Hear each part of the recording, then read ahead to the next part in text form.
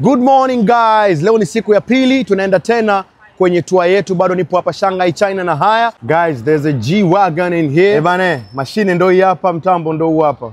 Acha nikuonyeshe jinsi ambavyo AI for home, AI for you inavyoweza kuleta mapinduzi makubwa kwenye vifaa vya nyumbani. So let's go. Guys, as you can see.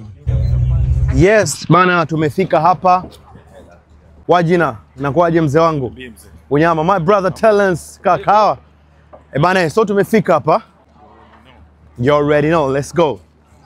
Haya, wanafanya maunyama. Fika hapa una scan. Umeona mambo hayo? Bana, ndo tushafika hapa. Bana, leo ni siku ya pili na tumekuja kwenye Appliance and Electronics World Expo. Haya wameonyesha ni jinsi gani ambavyo wanatumia AI technology kwenye bidhaa zao. Bana, ni unyama sana.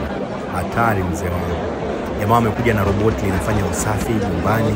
Unyama ni mwingi mpaka unamwagika. Bana, roboti hili hapa linafanya usafi nyumbani. Bana, roboti linatusalimia. Bana, roboti hili hapa linafanya usafi nyumbani. Mambo ya AI noma. Kwa joto la Dar es Salaam sasa hivi. Number 1. Bana guys, tumemaliza tour yetu hapa Shanghai China. Tukutane next time. Kwaherini.